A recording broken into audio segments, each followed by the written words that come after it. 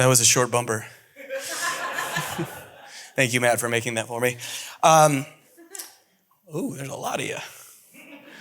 Well, good morning. My name is David. I'm one of the pastors here on staff. If you're new, I would love to meet you, but I might not have time because I have a meeting after the service. But I will be here next week. So we're doing something confusing, and I'm going to try to explain it succinctly. We're kicking off a new series today. That series is called Insurrection of the Crucified. We're going to reclaim the word insurrection. Too soon. No, but really, it's going to be this series is a walk through the book of Mark, but not just any stroll through the book of Mark as one does.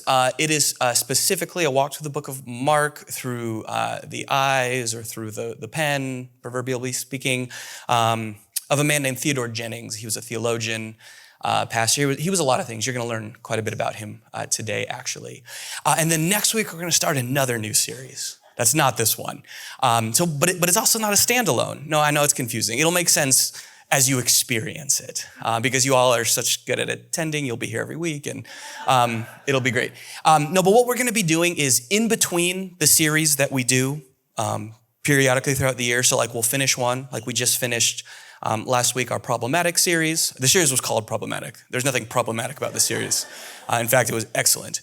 But in between our series, we're going to be taking a break to walk slowly through the book of Mark over the course of a year or more through the eyes of Ted Jennings.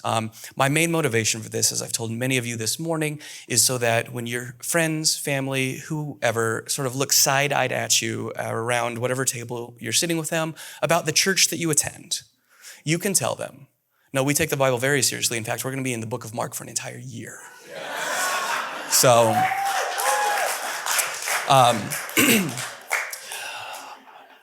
but to kick this off, before we really, we're going to spend a little bit of time in the book of Mark this morning, but what I really want to do this morning is to sort of whet your appetite for this journey by introducing you to our guide for this journey. And in order to introduce you to the guide, Ted Jennings, I thought we could use a guide for the guide. And that person is Shae, who you just saw a moment ago, who is like a smarter, more musically talented version of myself, and which is a enviable combination. But I'm going to invite Shae back up. If you would welcome him once again.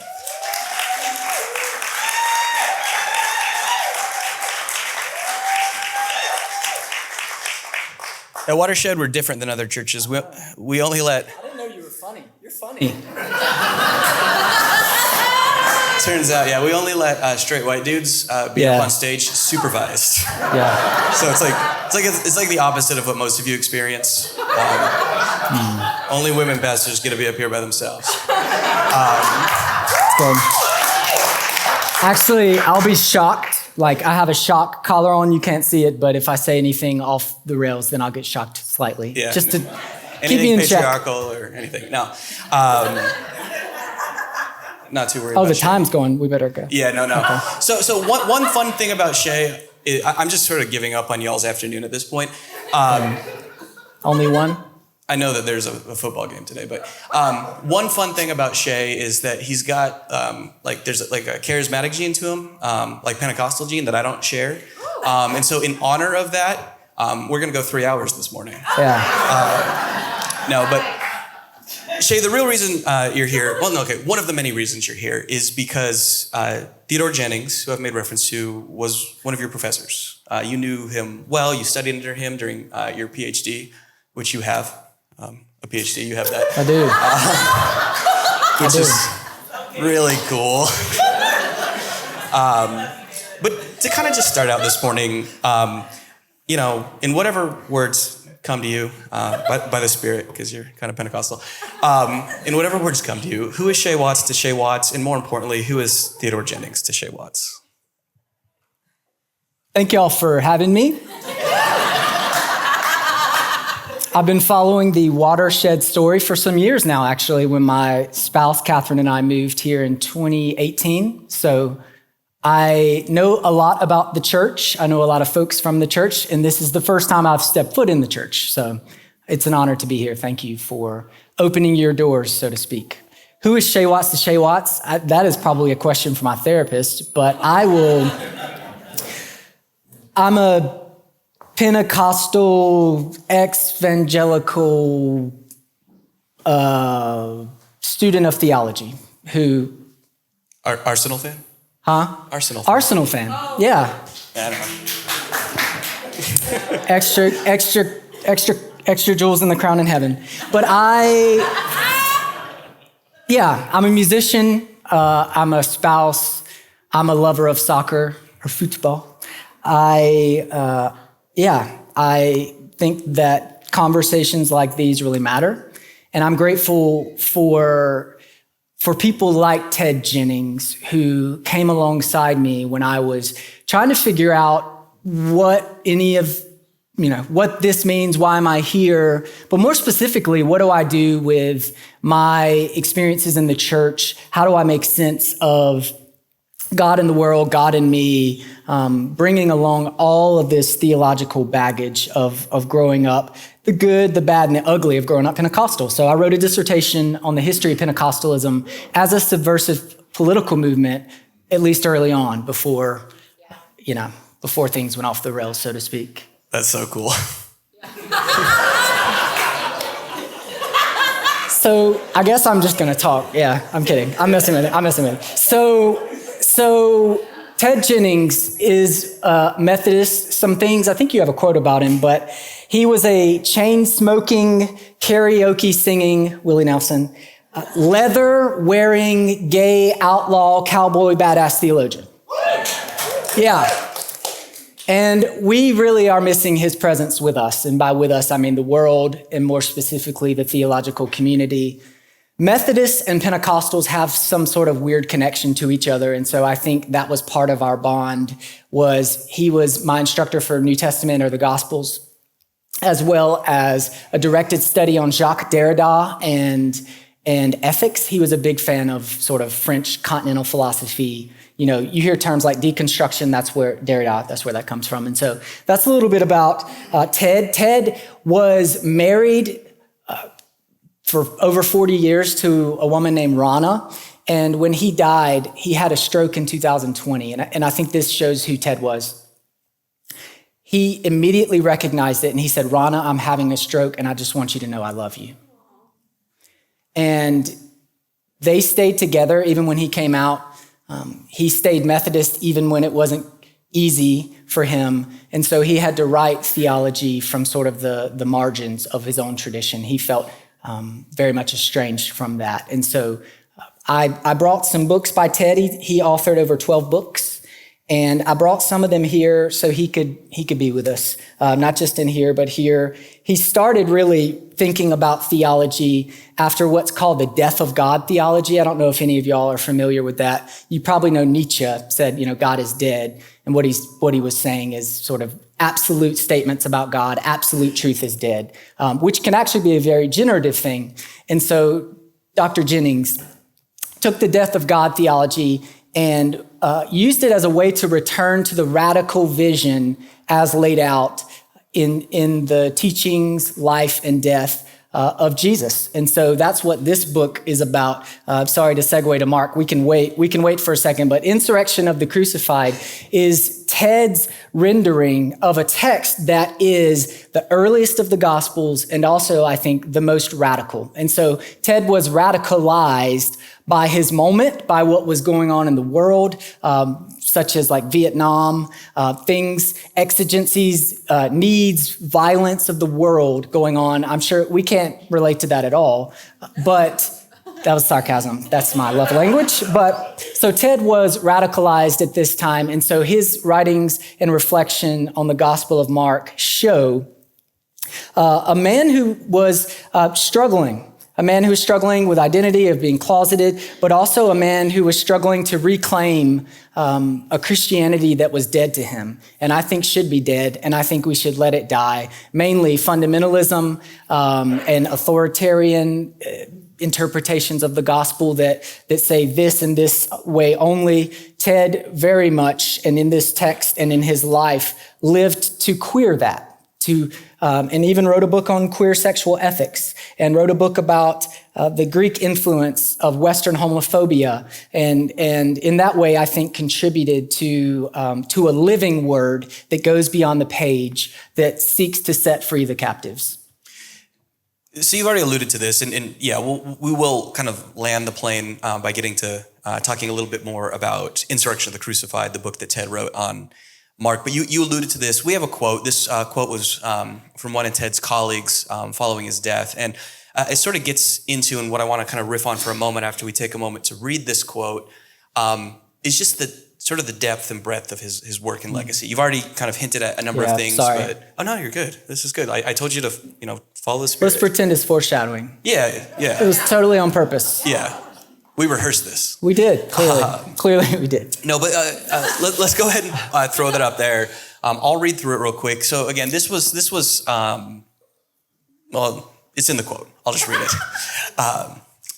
So in the days following his death, here are some of the terms that his being Ted, his students from around the world used to describe him.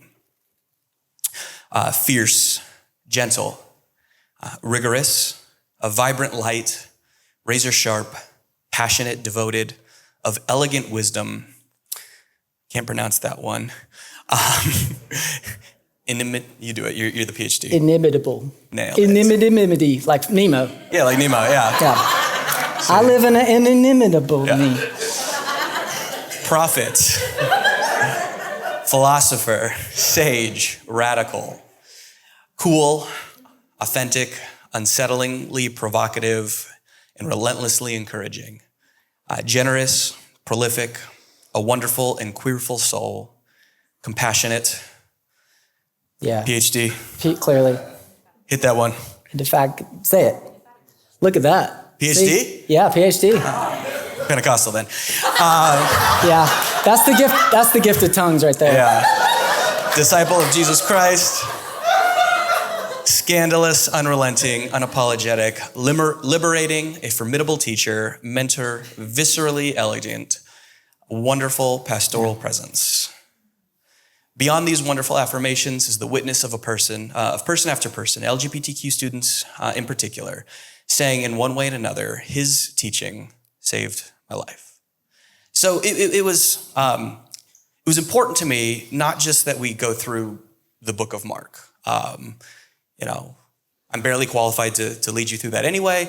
But even more so, I thought it would be meaningful for more reasons than I can list to have this person sort of in spirit guide us through the book of Mark. And I've known Shae for a long time, and so I knew that Shae studied with Ted, and so I thought before we dive into the text, before we kind of take the next however many months it takes to unpack this gospel account, we should learn a little bit more about who it is that was going to be leading and what his legacy was. So, yeah. Are we marking now? We can mark. Or do you want to talk about more of his broader work? I don't know. Do you have more to say? I know you have I have a lot to more to say than we have time for. Let me say this. I think it's important now, maybe more so than in most of our lifetimes, to reclaim and approach critically, ask hard questions of our tradition and of the text. And I think that starting in Mark is the way to do it, because as the sort of OG gospel, if you will, we get, I think, the least embellished view or look at Jesus. Who was Jesus from the Galilee, the land of rabble-rousing rebels and false messiahs and all of this. And so I just want to say that I know many of you probably like me come from either an evangelical or some sort of different background, and that's what brought you to this beautiful place called Watershed, in which a bunch of unicorns are gathered, and a gathering of unicorns is called a blessing. You're welcome. I didn't know what it was going to be. So clearly we rehearsed really well. Yeah, I was ready to chime in, but. So maybe the best way to do this, David, and let me just say you are qualified to do this work, okay? No more self-effacing jokes. You're done. Self-deprecating humor is half my personality. But I have another half, so I'll lean into that. Okay, lean into the other half. Lean into it. So let me offer some background to the text, and I'm quoting Ted, but I'm also gonna say some things that we think, but we can't know, right? Because ultimately, the study of theology and biblical studies is not an exact science, right? No matter who tells you there's a formula and you got to believe this and the Roman road and Jesus said it just like this, no one was going around with a pencil and writing, what did he say? Blessed are the cheesemakers, right? That's how that happens in the life of Brian. And so let me just say first that the Gospel of Mark is an anonymous text. Matthew, Mark, Luke, and John, guess what? Are all anonymous texts. We don't know who wrote this. Justin Martyr, one of the early church sort of what we call apologists, writing and defending Christianity as not atheism because they didn't believe in the Roman gods, imperial gods. He quotes a lot from what he calls the memoirs of the apostles. And so we think that's probably where some of the authorship was influenced. Around 160, 180 Common Era, Irenaeus comes along and actually says, there will be a test on all the names. Yeah, Irenaeus. Good luck spelling it. But he came along and said, I heard it from a person who heard it from a person that these texts were written by Matthew, Mark, Luke, and John. And why do you think that would be important to have Matthew, Mark, Luke, and John's names on the Gospels? Y'all can talk back to me. I like that.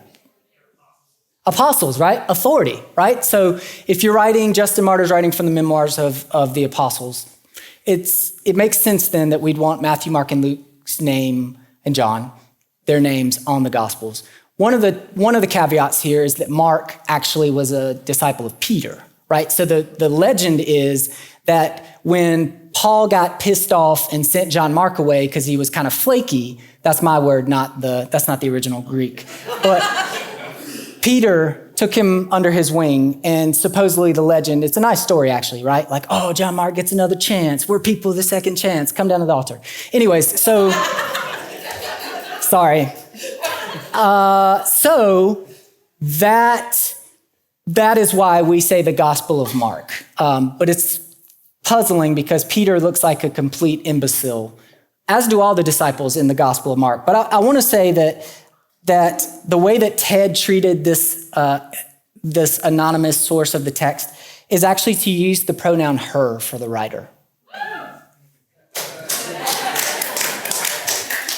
And he does that because the Bible or the scriptures are patriarchal, written by men to men in a day and age where men were head of the household, the pater familias, the boss, so to speak.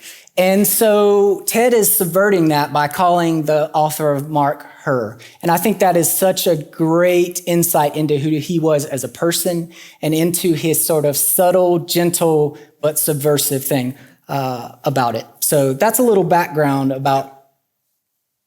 Oh yeah, I feel like I cut you off there. No, yeah. I mean, I have structure and themes we could talk about, but is there anything you'd like to I was just going to add, offer? You alluded to this distinction, but like within the academic world of Christianity, broadly speaking, there's two streams, and there's tons of overlap between them, but there's theology, systematic theology, constructive theology, and then what might be called biblical theology or biblical studies. More often than not, the biblical study side of thing is more concerned with the history of it. This is where you get into sort of like critical approaches to not only just what did the text mean to them then, but treating the text as a historical text. Not so much that the text is telling us what actually happened, but treating it as a product of its time, a historical artifact or a historical document, and sort of trying to unpack it and learn more about the context and sort of putting it up against other works that would have come out during that time period and things like that. Whereas theology or systematic theology, constructive theology is to oversimplify, all right, less so what did it mean to them then? what could it mean or what should it mean for us today? And part of, amongst many other things, what I love about Ted's work is he's coming at it as a theologian, but he's trying to marry those two streams a little bit, giving what I think is a very up-to-date sort of intellectually responsible historical approach to the text, but very intentionally constructive, very, very much asking the question, what could it mean for us today in light of what it meant for them then? And I think he does that, bringing all, to bear all of these intersections of identity and experience and education and conviction that he had sort of into that reading, which I think is really meaningful. Yeah, that was brilliantly said. Give me some of that. Thanks, PhD band. Yeah. So, and I'll just say, Ted would consider himself a professor. So systematic and constructive. Systematic is like dealing with the doctrines you've been handed down. So like a doctrine of God, the doctrine of the Trinity, all the ologies, ecclesiology, soteriology, pneumatology, boringology, all those. And so systematic really tries to arrange the system in a particular way. Constructive theology, I think, is more generative because it says, do we really need this? Right? Are we really going to argue over and split our church communion over whether or not we use the word person or essence, or whether or not God is a man or a woman, or right? So like all these conversations, we're wrestling with systematic theology. So I appreciate you naming that. And Ted, he was an expert also in Greek culture.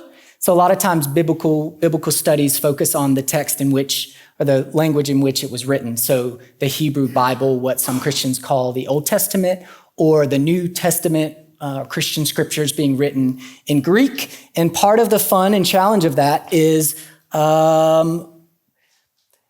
Jesus probably spoke Aramaic, right? These are written in Greek. We don't know who's writing them, so they have different writing styles. We might call it death of the author. Irenaeus said Matthew's gospel was written in Hebrew when it clearly wasn't. And the fact that we don't have any of the originals. We have some fragments of things. And so what we've had to lean on is tradition. And so what I think is happening in the moment in the church, as well as what Ted invites us to do, is to make the most of what we have, to ask important questions that ultimately reveal a gospel, a good news to the poor, and not just some good talking points to turn into an ideology and check the belief board and walk out on Sunday and Monday through Saturday. Your life looks nothing like the radical rabble-rouser from the Galilee. Oh, that's new. That's new for me. Really? Yeah, I mean, I'm not a preacher. Like I get, but I'm passionate about this. I'll say. Thank you for clapping. Wow, I feel almost Pentecostal again. Wow, who untied my bow tie? Who stole my Honda? That's what you say when you want to fake speaking in tongues. Should have bought a Honda, could have bought a Hyundai. Anyways, all right. Pentecostals see me after. I have a good therapist. So can I talk a little bit about the structure and theme? Please, yes.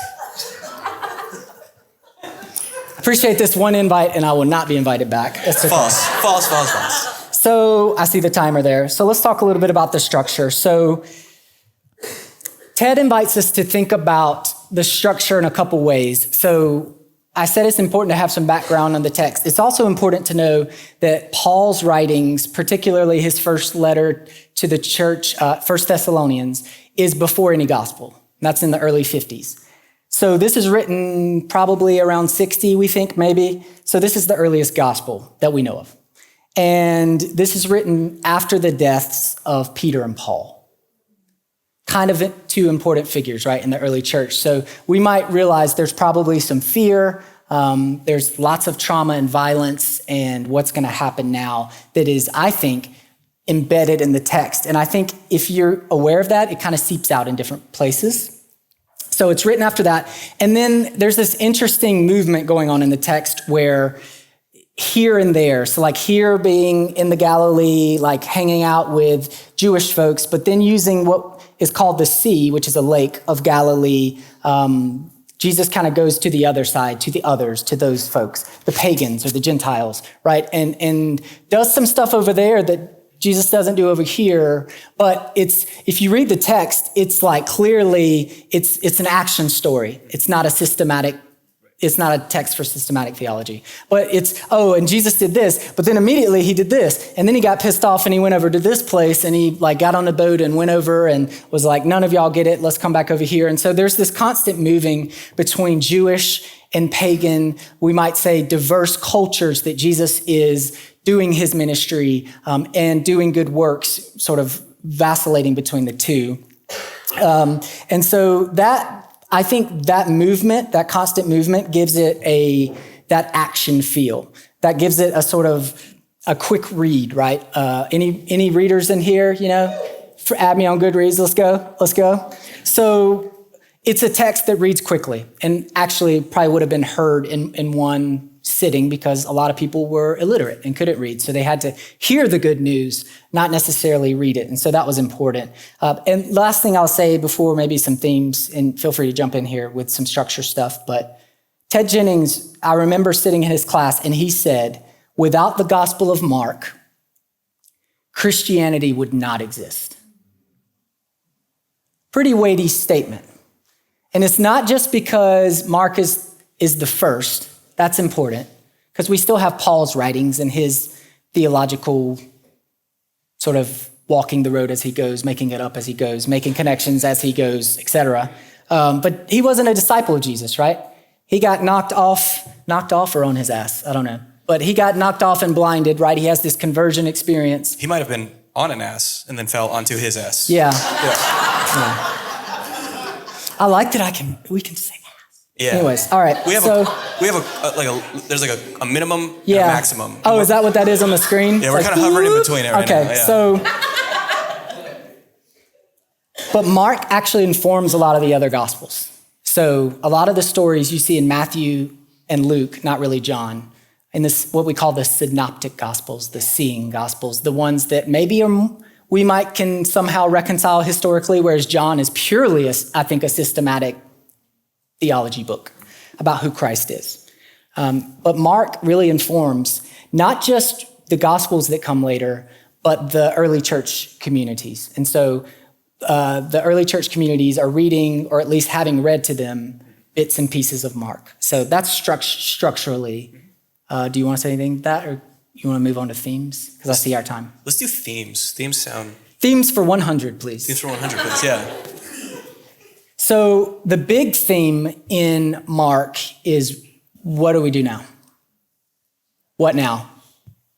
That feels pretty relevant to me. I don't know about y'all. What now? What do we do? Because if you read it closely, you actually see that Mark is sort of the gospel about where the disciples get it wrong a lot of the time, if not all the time. The later gospels kind of clean up some of these stories. But as I said earlier, Peter looks like a complete imbecile. Gets called Satan. Devil woman, And so clearly they're not getting it. And Jesus grows frustrated multiple times. How long do I have to be with you? Are you listening to me? Can you hear anything that I'm saying? Do you hear what you're saying? Right? So Jesus is very spicy. We still say spicy, right? Yeah. Jesus is very spicy in this. And so what now, right? And so to kind of know what now, we need to know what was then. And so the story's looking forward, but it's retelling the story of Jesus in such a way that invites us into the present, right? And to think about the future and not be, which against 2,000 years of church history and theology, not be wed so much to the past, right? Of what happened. I loved the creed today, P.S. Loved that idea because the creeds, the Apostles' Creed, the Nicene Creed, those are like the foundation of Christian unity worldwide and historically in the church. Like the creeds were the thing under Constantine, in particular the Nicene Creed. That's what so many people say together. I like the idea. Keep that woke creed around, maybe shorten it a little bit. Keep it around and like say it together. Why? Because it's looking forward, not just to the past. Ooh, I like that. Yeah, good job. Yeah, you thank you for that. Yeah, well done. Yeah. No, stop. That was a pity clap, and I don't appreciate it. Are we? I don't want to jump ahead, but I know kind of where we're going to land. Yeah, let's do that. We're going to land the plane? We're going to start to land the plane? Let's land the plane. All right. It feels good. Band, we're beginning to land the plane. This is that subtle part where you come up. Yeah. Yeah. So very subtle, very subtle. I totally don't see you right now. Wow. So, that's why the lights are down, right? So you can't see them. Exactly, yeah. So many of you don't know this, but if you've been here for any amount of time, you've actually already heard me teach from Ted's book on the book of Mark. I frequently reference the fact that Mark is my favorite gospel, and I frequently reference the fact that it is my favorite gospel because I love how it ends. The original ending, there was an addendum added on later, we'll talk about it, but the what we understand to be or believe to be the original ending of it is sort of a cliffhanger, and almost like in honor of David Lynch, ends in sort of like a dark, twisty sort of way. It literally ends with those witnessing the empty tomb being terrified. And so I think maybe the best way to illustrate this is to just let Shae read from Ted's words about this. So go for it. Yeah. So thank you for setting it up in that way. And what is the good news here? I think that's a good question to ask in any biblical text. Where's the good news in this? What now? And so, as he said, later endings were added. And as many of you know, any movie critics in here, usually when you get an alternative ending, they're just not the same, right? They're not as good. You're like, don't even watch them. But they had like weird CGI stuff that wasn't in the original version. Right. It's like, what are you trying to do? So what I love about this is it's not a text of terror, but it ends in terror. Because as Ted will say, that's the only way you can explain to the women who were the last at the cross and first at the grave, the empty tomb, what is going on? What now? And so this is verse 8, and then I'll read something. And then I want to read, to kind of tie all this up, I'd love to read a poem that was offered. So Ted died during COVID, and so in Mexico City.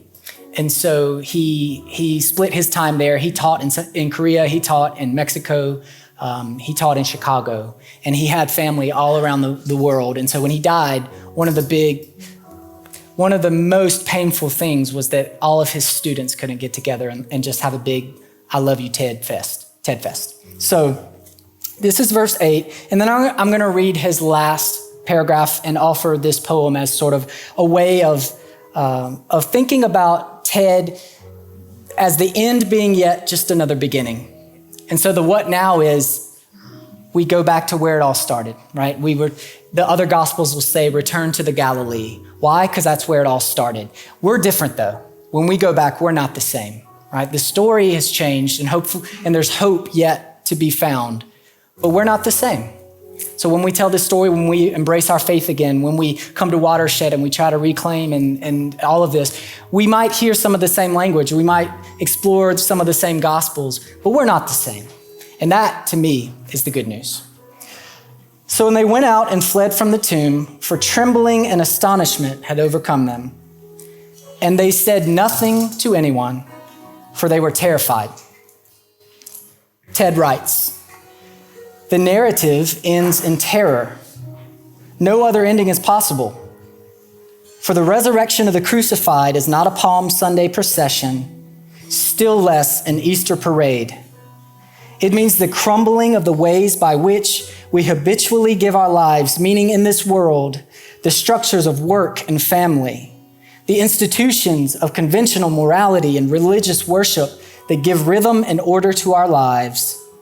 It means the enclaves of security of place and status and position in the world are blown away. It means the ways we think about life and death are turned upside down. The collapse of the structures of meaning leaves one incapable of speech.